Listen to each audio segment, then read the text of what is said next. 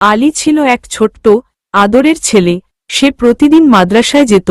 একদিন তার উস্তাদ ক্লাসে বললেন, তোমরা জানো, কেউ যদি আল্লাহর জন্য কাউকে সাহায্য করে বা কিছু দিয়ে দেয়, সেটা সাদাকা হয়। এমনকি ছোট্ট কিছু দিলেও আল্লাহ তাতে অনেক সওয়াব দেন। আলী বাসায় গিয়ে মাকে জিজ্ঞেস করল, মা, আমি কি সাদাকা দিতে পারি? আমার তো টাকা নেই।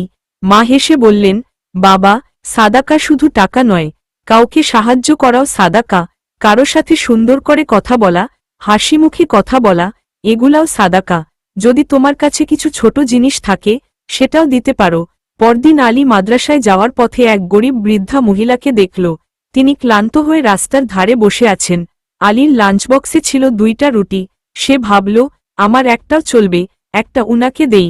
আলী হাসিমুখে রুটি বাড়িয়ে দিয়ে বলল, এইটা আপনার জন্য, আল্লাহর জন্য। বৃদ্ধা কেঁদে ফেললেন খুশিতে। বললেন, বাবা, আল্লাহ তোমায় অনেক ভালো রাখুক, তোমার জীবনে কোনো কষ্ট না আসুক। মাদ্রাসায় গিয়ে উস্তাদ জিজ্ঞেস করলেন, কে আজকে ভালো কাজ করেছে? আলী লাজুকভাবে নিজের গল্প বলল।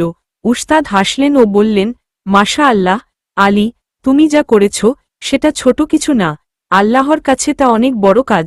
গল্পের শিক্ষা, সাদাকা মানে শুধু টাকা নয়, কারো মুখে হাসি ফোটানো, ছোট্ট সাহায্য করাও সাদাকা, আর আল্লাহের জন্য অনেক সওয়াব দেন।